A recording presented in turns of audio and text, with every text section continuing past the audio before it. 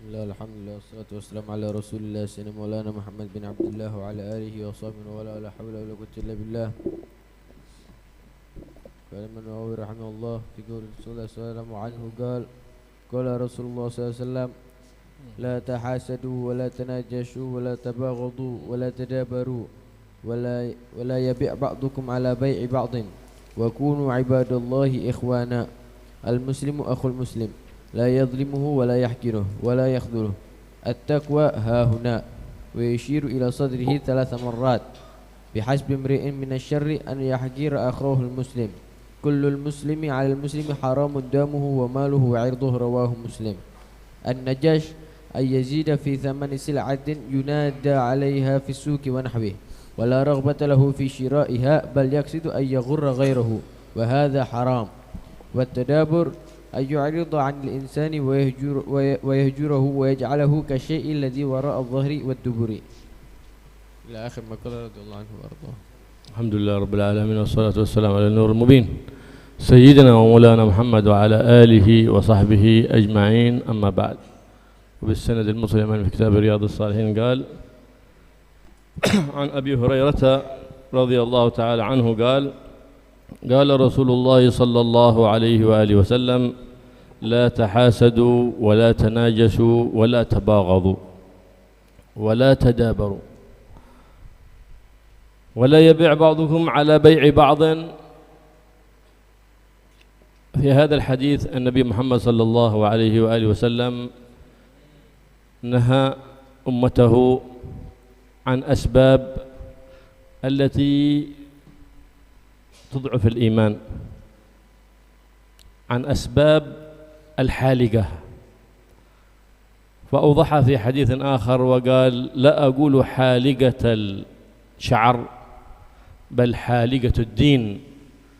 هذه الأمور التي حذرنا منها النبي محمد صلى الله عليه وآله وسلم تحلق الدين، أي تضعف الإيمان وتذهب الإيمان وتضعف اليقين بالله سبحانه وتعالى، ومتصف بها لا يكون متبع للنبي محمد سيد ولد عدنان صلى الله عليه وعلى آله وصحبه وسلم. فبدأ بالحسد لأنه من أمهات أمراض القلوب، فقال لا تحاسدوا. والحسد تمني زوال النعمة عن الغير وإن لم تأتي إليك، فلهذا قال أن الحاسد هذا معذب في الدنيا ومعذب في الآخرة. معذب في الدنيا لأن نار الحسد تقتله عندما يرى النعمة على محسوده، والحاسد لا يكون مؤمنا فضلا أن يكون عارفا بالله. هل يتأتى يكون عارف بالله حاسد؟ لا، ولا ملجأ حتى درجة الإيمان ما بلغها، إذ هو معترض على الله الذي خلق والذي قضى وقدر كل شيء بحق، معترض على تقدير الله سبحانه وتعالى، لا يكون مؤمنا. عادة قد يكون مسلما ولما يدخل الإيمان في قلوبهم عاد ما بلغ الإيمان. إذن لا يكون ولي من أولياء الله ولا عارف بالله حسود أبدا، إذ الحسود لا يسود ولو عاش عمر 1000 سنة. Rasulullah sallallahu alaihi wasallam bersabda, la tahasadu wa la tabaghadu wa la tanajashu wa la tadabaru. Jangan kamu tadi itu saling hasud. Sama muslim kok saling hasud. Jangan kamu itu saling membenci. Jangan kamu itu saling merugikan dalam berdagang. Kalau bahasa sekarang itu najis itu saling saling menipu dengan pura-pura jadi pembeli begitu pada supaya narik yang lainnya. Wah ini barang bagus, ini murah itu dan ini boleh enggak saya utang? Enggak boleh utang. Makanya yang lainnya tertarik dengan itu. Ini semuanya dilarang. Kenapa? Karena ini termasuk haliqah. Ini haliqah. Apa haliqah itu? Kalau bahasa sekarang haliqah itu adalah pencukur. Ini bukan pencukur rambut, tapi pencukur iman, pencukur pahala. yang harusnya gembel pahalanya, rambutnya gembel dicukur, budak, habis kelemis. Nah, yang asalnya dia pahalanya bagus, dzikirnya, Qur'annya itu dan ini, gara-gara punya sifat ini gundul semuanya itu, rontok semuanya, haliqah, haliqatuddin. Pertama didahulukan di sini al-hasud, jangan kamu saling hasud. Hasud itu apa? Tamanni wa zawli ni'manil ghair, berharap nikmat pada orang lain tadi itu nggak ada, padahal kadang-kadang dia nggak dapat nikmat, yang penting orang lain tidak nikmat, walaupun sakit anak nggak apa-apa, walaupun sakit nggak apa-apa, walaupun anak marat nggak apa-apa, yang penting dia jatuh dah. Wah, itu bahaya itu. Kenapa didahulukan hasud? Karena hasud ini adalah paling besarnya penyakit hati. Orang yang hasud ini jadi orang mukmin aja nggak bisa, apalagi jadi arif billah. Mana ada orang arif billah wali hasud? Nggak ada. Al hasud la yasud, nggak bisa akan jadi pemimpin orang yang hasud itu. Buang itu semuanya penyakit hasud dalam hati kita. Jangan sampai itu terjadi. Dan itu bahaya sekali. Dan ini karena itu Nabi SAW mengingatkan kepada kita, jangan saling hasud.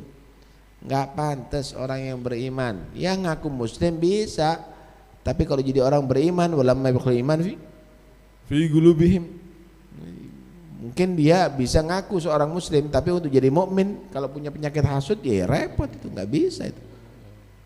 Nah, itu hati-hati dengan penyakit itu. نعم. والحسد تمني زوال النعمة عن الغير تعود إليه أو تعود إلى غيره، وهذا أخبث أنواع الحسد، أن يسعى بلسانه ويده في أن يزعزع تلك النعمة التي أنزلها الله سبحانه وتعالى على عبد من عباده. هذا أخبث أنواع الحسد، وهو الذي قال فيه الله سبحانه وتعالى في كتاب العزيز: ومن شر حاسد إذا حسد، أي حسد بقلبه، قال وإذا حسد أي عمل بمقتضى حسده، أي سعى بلسانه ويده لإزالة تلك النعمة التي أنزلها الله سبحانه وتعالى على عبد من عباده، أسقط حق الإيمان. النبي محمد صلى الله عليه وسلم قال حتى يكون لا يؤمن أحدكم حتى يحب لأخيه ما يحب لنفسه، وهذا ليس ما يحب لنفسه، بل هو يحب لأخيه أسوأ مما يحبه لنفسه، ليس سما بل أسوأ، بأن يتمنى ويسعى في إزالة تلك النعمة والعياذ بالله. فلهذا عارض قول النبي محمد صلى الله عليه وسلم في الإيمان وفي كماله، فهو نزل عن درجة الإيمان، ودواء ذلك أي الحسد إذا وقع في قلبك على أحد أن تشتغل بالدعاء له في ظهر الغيب، وأن تتمنى له نزول نعمة، فذاك علاج لذلك الحسد. فإن الأشياء تعالج بأضدادها، إذا أنت فعلت ذلك فأنت تمشي في علاج باطنك من هذا المرض الخبيث. والنبي محمد صلى الله عليه وسلم يقول: الحسد يأكل الحسنات كما تأكل النار الحطب. Penyakit orang yang hasud itu sebetulnya menyiksa dirinya. Setiap melihat orang yang dihasud itu berkembang tambah begel dia. Ini yang menyiksa dirinya. Kemudian apa gunanya menjadi orang yang hasud tadi itu? Sakit hati setiap saatnya. Dan orang yang hasud ini protes sama Tuhannya. Dia sakit hati karena Allah memberikan kepada orang lain, orang muslim, keunggulan, tambahan. Dia marah. Padahal orang mukmin, kata Nabi SAW, la yu'minu ahadukum hatta yuhibba li akhihi ma yuhibbu li nafsihi. Tidak menjadi sempurna iman seseorang itu sehingga dia senang kebaikan itu terjadi pada saudaranya seperti senangnya kebaikan itu terjadi pada dirinya. Itu minimal. Ini enggak. Gimana orang itu lebih bawah dia, kalau perlu lebih hancur, paling hancur. Penyakit jahat itu orang yang hasud itu. Makanya itu Allah Subhanahu wa taala mengajarkan kita untuk berlindung daripada usahanya orang yang hasud. Wa min syarri hasidin idza hasad. Na'udzubillah, dengan segala upaya. Dengan lisannya dia menfitnah, dengan perbuatannya dia melakukan kejahatan, segala cara. Lah kalau sudah demikian, mana mungkin dia akan menjadi orang yang baik? Dan apa nilai pahalanya nantinya? Enggak ada.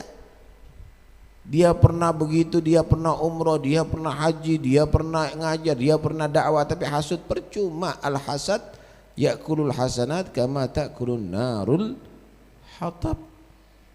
Orang yang penyakit hasud itu akan memakan pahala itu seperti cepatnya api memakan kayu. Ada kayu ukiran jati kelas tinggi, mahal harganya, diobong, dibakar saja, buyar itu semuanya, laku. Ada lemari, lemari ganding pitulas, bukan 4 lagi. Kemudian wutu gabe, kemudian dibakar. Ada nilainya? Nggak ada nilainya. Nggak ada nilainya. Kamu punya pondok tinggi, wow luar biasa, muridnya ribuan, tapi hasud, ada nilainya? Nggak ada. Kosong gabe itu semuanya. Kamu punya pengajian ribuan yang hadir, tapi nggak percuma, nggak ada nilainya itu semuanya. Agar itu bersihkan itu. Sama muslim jangan saling hasud. ولا تناجشوا. النجش في الأصل في اللغة هو إثارة الغبار، وأما شرعا هو زيادة في ثمن السلعة لا لرغبة فيها بل ليغر غيره، وذلك ليس بجيد. ليغر غيره ليس بجيد، إذ يحرم أن تزيد في السلعة وإن لم يكن قصدك أن تغر غيرك. كأن تعرض البضاعة فأنت تزيد في الثمن، فيأتي هذا يغتر بفعلك ويقول قد زاد فلان في ثمن السلعة، وقد يكون ذاك أعرف مني فيزيده اعتمادا على زيادتك. وقد يكون هذا تواطؤ بين البائع والمشتري، وقد يكون بلا تواطؤ. وبعض الناس يريد أن يظهر نفسه أن له مال أمام الناس وهو لا مال له، صعلوك، لكن يظهر أول ما يطرح المزاد أو العلن في البضاعة فيطرح ثمن، لأنه يعرف أن من بعده سيطرح أكثر. حرام.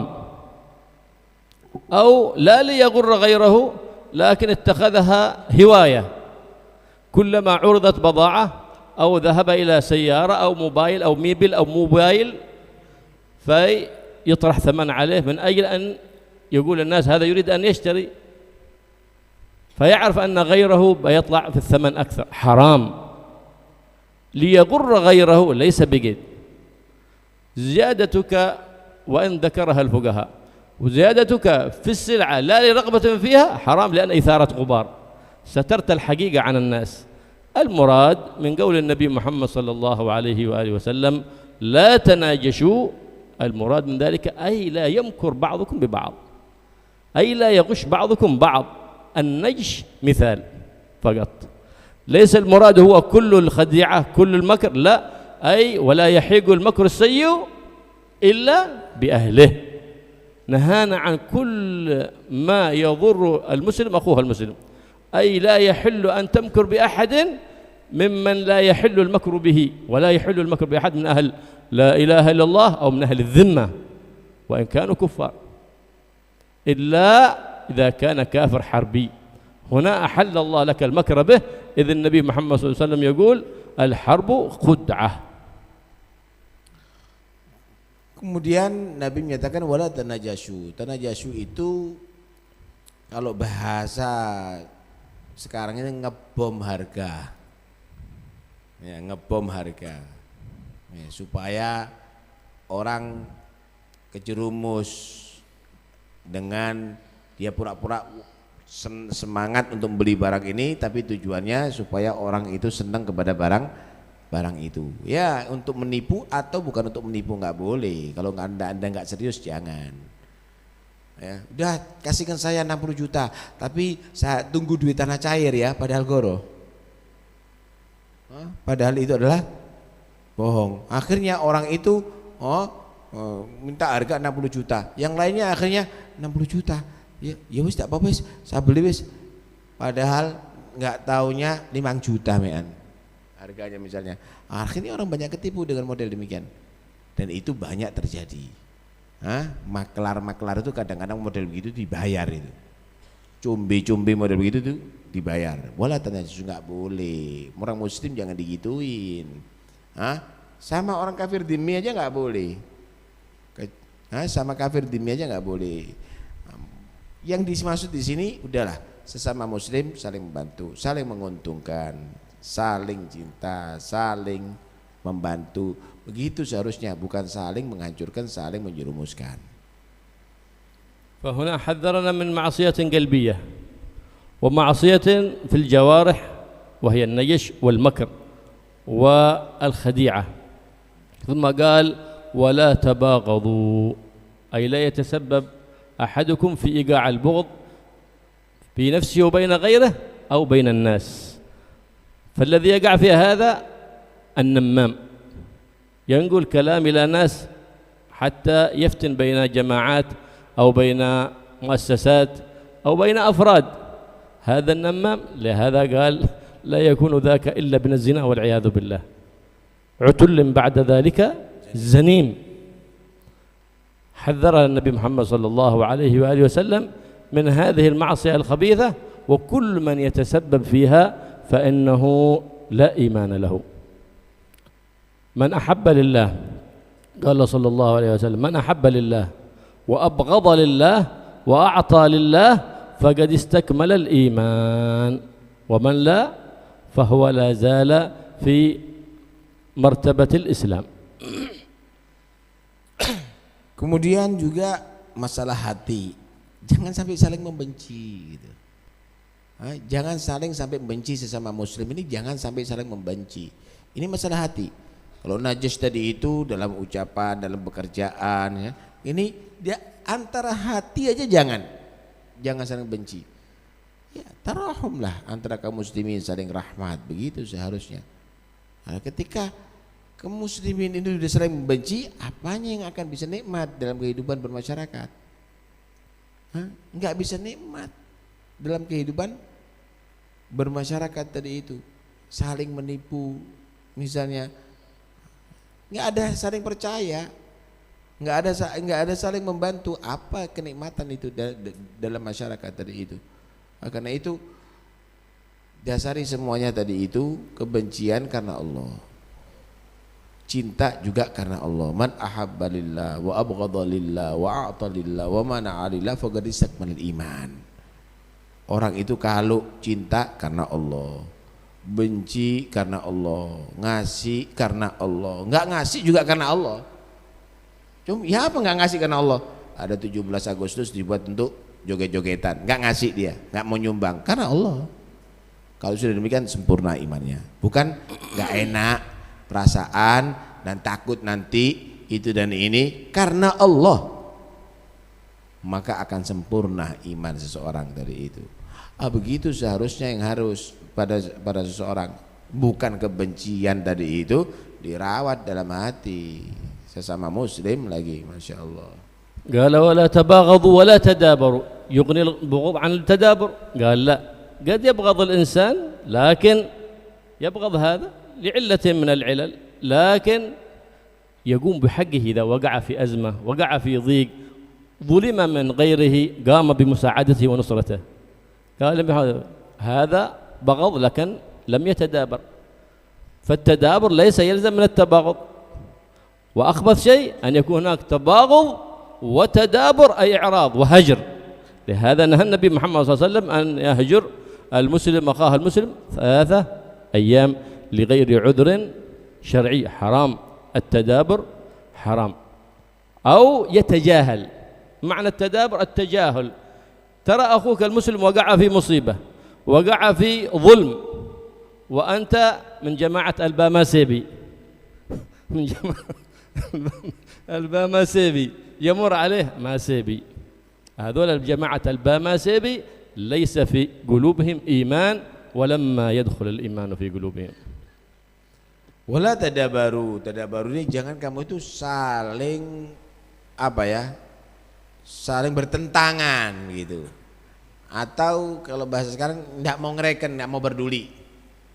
Nah, ada orang yang saling benci, tapi ketika ada mendapat musibah diperhatikan, disambangi, dibantu, ada begitu. Ada tadabur, paham ya? Dia enggak mau peduli, Masaibi. Yang kelompokan Masaibi, udah bukan urusan anak itu, ada apa? Itu urusannya pemerintah. Itu orang sakit, wah buat apa? Bukan urusan anak, urusan di dokter itu. Nah, nggak mau peduli, jangan. Nah, siwa, apa siwa itu? Nggak mau nyapa, apa?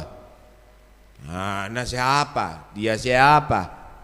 Tidak boleh, karena itu diharamkan. Kita ini tidak menyapa sama sesama muslim sampai 3 hari, diharamkan, itu dosa itu semuanya.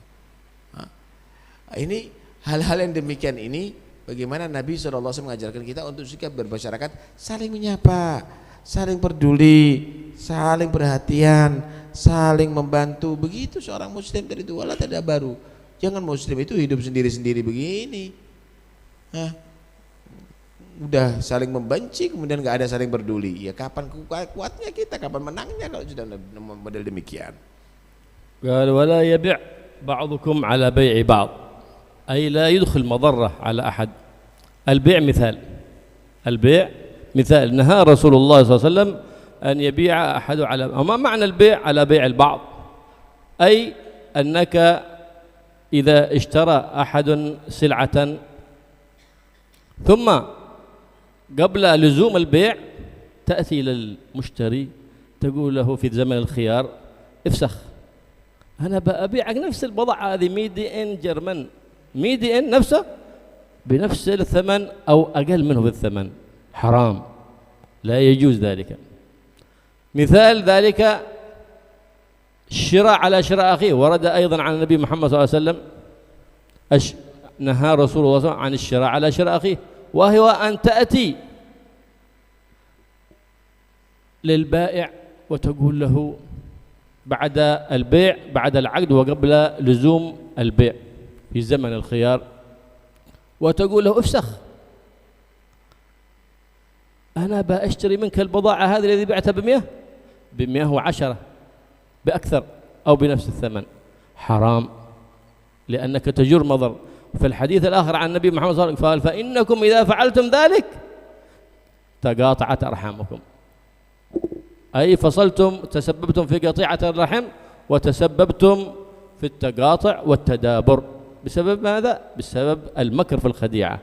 لهذا نهى النبي محمد صلى الله عليه وسلم البيع على بيع أخيه، الشراء على شراء، الخطبة على خطبة أخيه. إنسان خطب وقبل، بعد ذلك جاء هذا لكونه صاحب جاه أو سلطان أو مال، وقال تقدم عند أولئك الناس ففسخ خطبة هذاك الصعلوك وقبلوا خطبته لأنه صاحب مال أو جاه. حرام، نكاح غير مبارك.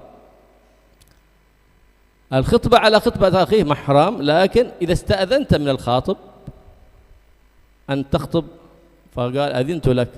البيع على بيع أخيه حرام إلا إذا استأذنت من ذلك الشخص، والشراء على شراء حرام إلا إذا استأذنت ممن له الحق فأذن لك فهو الذي أسقط حقه، فحينئذ لا حرمة، وإلا فالحرمة باقية. Kemudian dilarang sama Nabi ini cara hidup bermasyarakat ya. Jangan menggagalkan jual beli saudaranya. Kalau menjual misalnya begini, ada orang mau menjual, masih dana zaman khiyar nih, datang, jangan jual sama dia. Nah, ini masih tawar mana? Jangan dijual sama dia, jual sama yang lain aja. Nggak boleh begitu. Apalagi kalau sudah transaksi, transaksi, tinggal tangan aja, udah kembalikan duitnya, jual sama orang lain, nggak boleh. Atau membeli barang yang sudah dibeli sama orang lain, udah dibeli sama orang, udah gagalkan sudah anak beli sama anak, tak kasih untung lagi. Nggak boleh. Ngelamar anak orang juga begitu, udah dilamar sama orang, gagal kan, sama aja Zen. Tak kasih duit nanti, tak kasih mobil nanti, maharnya Alphard. Nah, misalnya, nah ini nggak benar. Hal yang demikian ini adalah haram itu semuanya. Kenapa? Ini akan bisa membuat pertikaian antara kaum muslimin. Ini yang akhirnya terjadi terputusnya silaturahim dan seterusnya dan seterusnya.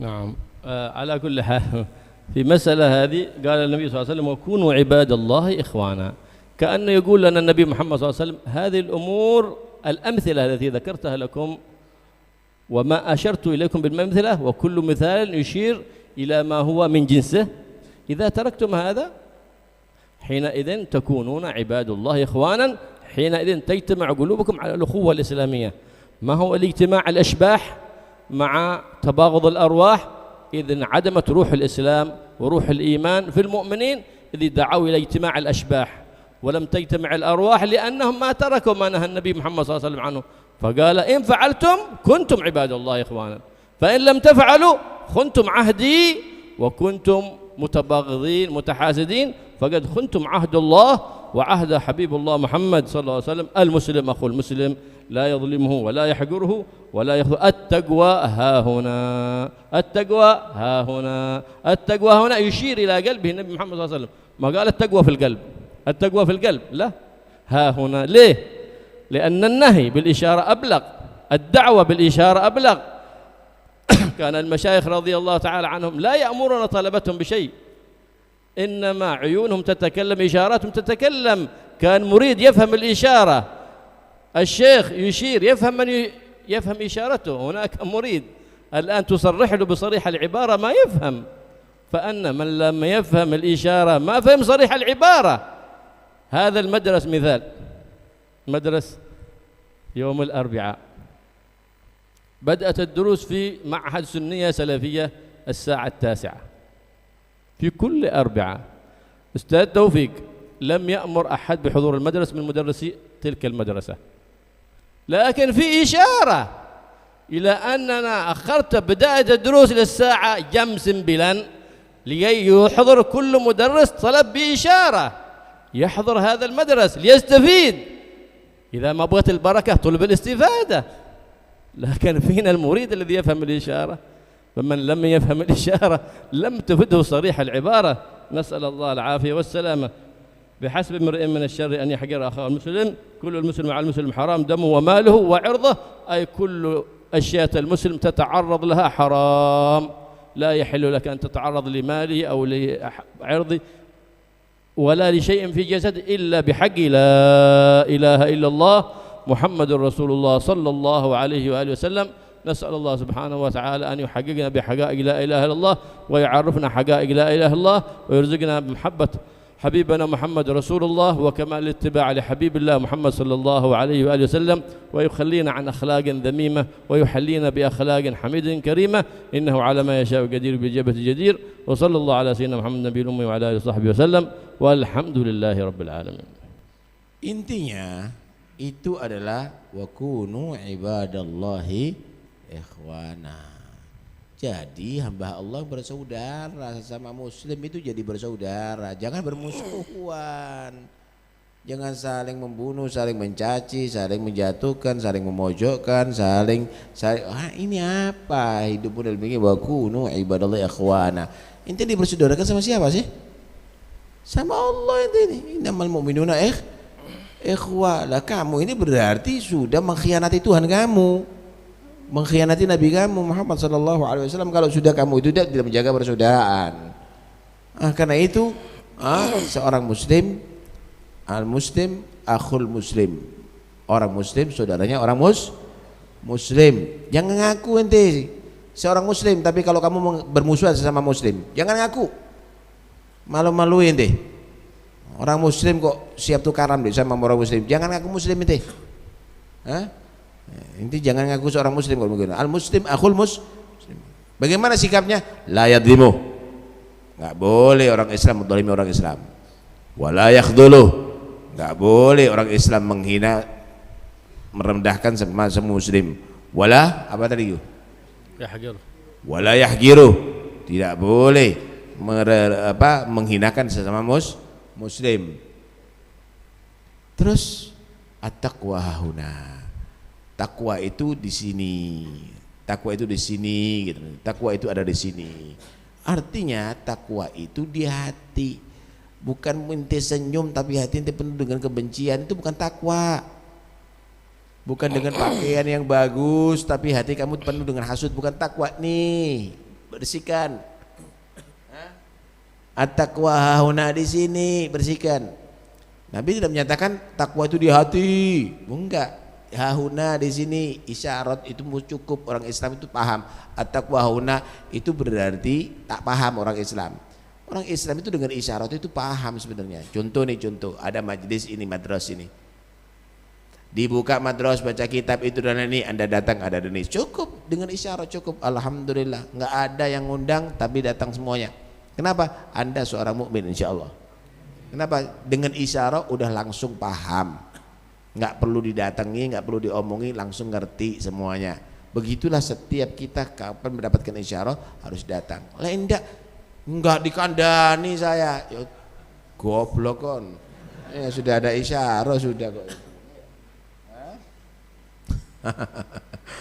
Kemudian apa? Bihasbi minasyari ayyahqira akhawal muslim. Cukup ya, satu bentuk kejahatan daripada seseorang menghinakan orang muslim. Allah. Cukup sebagai kejahatan daripada seseorang kalau menghina, tidak menghargai orang Islam. Kemudian kullul muslim al muslim haramun damuhu wa maluhu wa irduhu. Orang muslim ini sama orang muslim haram. Dengarkan baik-baik, ini penting loh, ini hadis ini. Ini sekarang ini rupanya lagi gencar-gencarnya mengajarkan kebencian sesama muslim ini. Iya, Masya Allah, sama Israel ada takwilnya semuanya, sama muslim tidak pakai takwil sama sekali. Ya, pegel kadang-kadang kita ini. Kemudian orang muslim sesama muslim ini haram diganggu hartanya, haram diganggu darahnya, nggak boleh nyakiti, nggak boleh membunuh. Haram diganggu bahkan perasaannya, nggak boleh kecuali kalau hak Islam. Gimana hak Islam? Oh, karena dia mencuri dipotong tangannya, nggak apa-apa. Oh, karena dia tadi itu fasik maka dia tadi itu diumumkan. Hati-hati, ini ngajarkan kefisikan. Oh, ini mengajarkan bid'ah. Oh, ini ngajarkan yang sesat. Diumumkan nggak ada masalah. Tapi kalau nggak boleh begitu. Kalau ada cara yang lainnya untuk bisa supaya mereka tadi itu bisa kembali ke jalan yang benar, ya jangan dengan cara untuk menjatuhkan sesama muslim. Nggak boleh begitu, haram, hukumnya haram. Nah, alhasil ini Nabi mengajarkan kita untuk bisa hidup bermasyarakat dengan damai, dengan rukun, dengan ini. Tentunya sesama muslim lebih didahulukan, prioritas. Bagaimana tidak sesama muslim? Ya nggak ada masalah, tetap kita harus jaga. Cuma yang heran itu yakhdul muslim karena untuk cari hati orang kafir. Nah, ini bahaya nih. Gimana caranya supaya diakui sama orang Islam, sama non muslim, tapi orang muslimnya dihabisi. Ini yang bahaya. Ini yang bahaya, dan itulah yang terjadi sekarang. Sama-sama takbir, tembak-tembakan. Sama-sama ngaku ahlussunnah wal jamaah, saling caci, ngeledek aja kau niki. Iya, Anda tidak merenungi ini hadis ini namanya. Al muslim akhul muslim nggak ada renungi. Ngaku muslim, tapi tidak akhul muslim, aduwul muslim. Ya nggak ada benar itu ya. Hati-hati ya. Nah, ini hadis perlu dicamkan baik-baik. Kalau nggak bisa ya tutup aja mulutnya. Ente beli gembok yang sangat besar, gembokan mulutnya tadi itu supaya tidak jadi fitnah di antara kaum muslimin. Sian orang Islam ini sekarang saling membenci satu sama lain, saling curiga satu sama lain, saling khawatir dengan satu sama lain, percaya sama orang kafir. Ya, macam-macam dalilih luar biasa. Ya, kita terfitnah ternyata. Ya, kalau anda lihat kita terfitnah, nggak apa-apa saya tambahin sekarang. Kita terfitnah, kita sengaja diadu domba dengan macam-macam slogan. Ya, dengan macam-macam slogan. Ya. Ini adalah aliran radikal. Ini adalah mengganggu NKRI. Ini adalah mau NKRI atau mau Bhinneka Tunggal Ika atau mau apapun, jaga persatuan Islam. Titik. Jangan karena NKRI Muslim saling membenci. Gitu loh maksud saya. Bisa nggak kira-kira? Inti jaga NKRI tapi tetap bersatu sesama Muslim, gitu loh. Bhinneka Tunggal Ika tetap sesama Muslim. Karena Bhinneka Tunggal Ika maka kita saling membenci sama Muslim, gitu. Saling mencaci sama Muslim. Apa ini? Anda ini dapat ilham dari mana ini model begitu? Nggak, ini jangan sampai terjadi, ya, jangan sampai terjadi. Apapun yang kamu slogakan tetap NKRI harga mati, taib harga mati.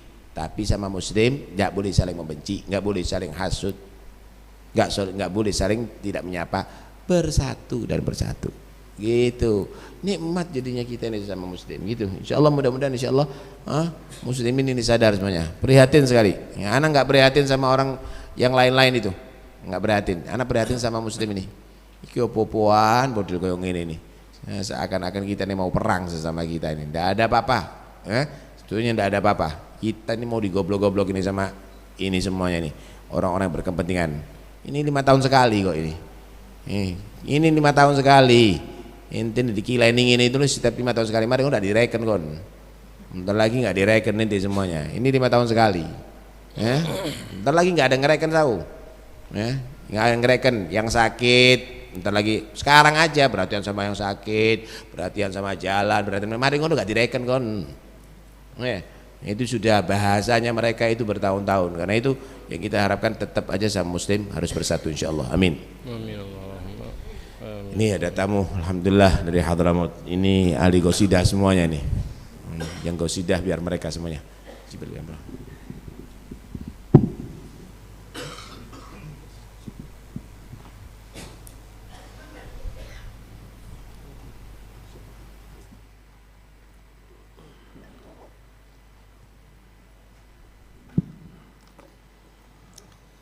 لاحت لنا انوارنا من جانب الطور الايمان وهبت الذاريات حتى قرينا من المسطور ما هو معين بمقتضى السالفات مظهره في رقنا المنشور هذا مبين لجامعين الشتات حديثنا فيه بسناده مسلسل معنعان إلى الرواة الثقات في كل شيء طالما ابنانا وساسهم ما كان بالطهر ظلا وبات من قبل موسى وميراده على بير مديان وخيرته في البنات وقبل تخلق سفينة نوح والزين الأعيان لهاي من ناعمات وقبل آدم وعاد الطين في كل مدفن وقابل يفتنه عات. سبحانك الله يا مولاي حقق لنا ضان في كل ماضي وآت، وطول أعمارنا واجعل لنا المقبل أحسان، ونعمل الصالحات، وارحم عبادك من البلوى ومن كل ما فتان، في السر والظاهرات لاحت لنا انوارنا من جانب الطور الايمان، وهبت الذاريات.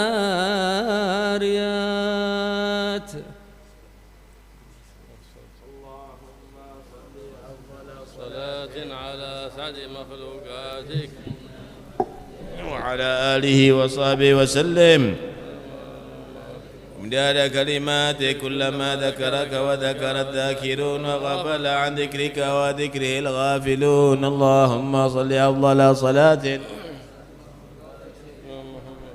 وعلى آله وصحبه وسلم عدد معلوماتك ومداد كلماتك كلما ذكرك وذكر الذاكرون عن ذكرك وذكره الغافلون. ربنا انفعنا به. اللهم صل أفضل صلاة على سعد مخلوقاتك سيدنا محمد عدد معلوماتك ومداد كلماتك كلما ذكرك وذكر الذاكرون وغفل عن ذكرك. ربنا انفعنا بما علمتنا. رب علمنا الذي ينفعنا. رب فقهنا وفقه وقرابات لنا في ديننا مع للقدر أنثى وذكر. ربي وفقنا ووفقهم لما ترتضي قولا وفعلا كرما وارزق الكل حلالا دائما وخل أتقياء علماء نحظى بالخير ونكفى كل شر. ربنا واصلح لنا كل الشؤون وقر بالرضا منك العيون واقضي عنا ربنا كل الديون قبل أن تأتينا رسل المنون. واغفر واستر أنت أكرم من ستر. صلاة الله تغشى المصطفى من إلى الحق دعانا والوفاء فيه للناس شفاء. وعلى الآل الكرام الشرفاء وعلى صعب مصابيح الغرر. اللهم اهدنا بهداك واجعلنا ممن يسارع في رضاك ولا تولنا وليا سواك ولا تجعلنا ممن وحسبنا الله ونعم الوكيل ولا حول ولا قوة إلا بالله العلي العظيم. وصلى الله على سيدنا محمد والحمد لله رب العالمين. الفاتحة لحضرة رسول الله سيدنا محمد بن عبد الله صلى الله عليه وسلم وحبه وأخوانه من الأنبياء والمرسلين صلوات الله وسلامه عليه وعلى أجمعين. ثم إلى أرواح البيت رسول الله وأزواج رسول الله وأصحاب رسول الله والتابعين وتابعيهم ومن تبعهم بإحسان دين لا سيما خلفاء الراشدين سادتنا أبي بكر وعمر وعثمان وعلي وسيدنا فاطمة نساء خلف القرى عشر الله سيدنا الحسن الحسين سيدنا حمزة العباس. ثم إلى أرواح سيدنا علي سيدنا عبد سيدنا محمد باقر سيدنا جعفر الصادق سيدنا موسى الكاظم سيدنا أبو بن علي الرضا سيدنا إسماعيل بن جعفر سيدنا علي الرضا سيدنا علي العريدي سيدنا محمد نجيب عز النجيب سيدنا مجد الله أحمد عيسى بن عبيد الله وعلي بن عبد الله علي بن علي وخالد الإسلام سيد أعظم الفقيه المقدم محمد بن علي بن ساداتنا الأبي علوي الرجل مع أخواني وابن علي محمد مولى الدويلة من قبل ثاني عبد الرحمن السقاف وأسره أبو بكر سكران وابن علي الشابوني قد بن الملأ عبد الله العدلوس الأكبر وابن أبو بكر العدني وأخوانه عمر محضار علي عبد الرحمن أحمد بن علي وصف بن رمة الشيخ محمد جمال محمد بن مولى عيديد فخروي شوبك بن سالم وأخي بن سالم وأسلم وأفريمة عبد الرحمن محمد مولى عارش يوسف بن عبد الحسن وأحمد محمد الحبشي صاحب وشعب قدو البرباني ولغاد الصنبلاني أشهر عبد القادر الجيلاني أبي الشادلي وابن مدين المغربي والأئمة المجتهدين والمفسرين والمحدثين والفقهاء والعلماء العاملين وأهل الطاعة أجمعين. ثم الشيخ سعد عمودي، الشيخ سعد السويني، الشيخ مرمى مخرمة، ثم إلى رقد الأنفاس الحبيب عمر بن عبد الرحمن العطش، الشيخ علي بن عبد الباراس، ثم قد إنشاد لغات العباد والبلاد الحبيب عبد الله بن الحداد أحمد بن زين حفيظ بن الفقيه، عمر البر أحمد عمر بن مدبر، محمد بن عمر بن مسلمين، أحمد بن حسن بن صالح البحر بن منصور طاهر، وأخي طاهر عبد الله بن يحيى علي بن عبد الله علي بن عبد الله السقاف، عمر بن طه الصافي، عمر بن السقاف، أبو بكر بن عبد الله العطاس، قد علي بن حسن العطاس، بن علي بن محمد بن حسن الحبشي، إدريس بن عمر الحبشي، حسن بن صالح، ثم إلى روح الحبيب شيخان بن علي السقاف، ثم إلى روح ثم إلى روح الحبيب أحمد بن عبد الرحمن السقاف، بن عبد القادر بن أحمد عبد الله بن شادر، وابن حسن بن سالم، وأخوانهما وصولهما وفرعهما، محمد بن هادي السقاف، أولياء الكون أجمعين كان حالة رواحهم من مشارق الأرض مغربها، خصوصا أولياء 9، ثم إلى روح الحبيب حسين بن بكر العيدروس، أبو بكر اللهم صل على العطاس، أبو بكر بن محمد السقاف، الحبيب هادي بن صالح بن سالم علي السقاف جميع أخوانه،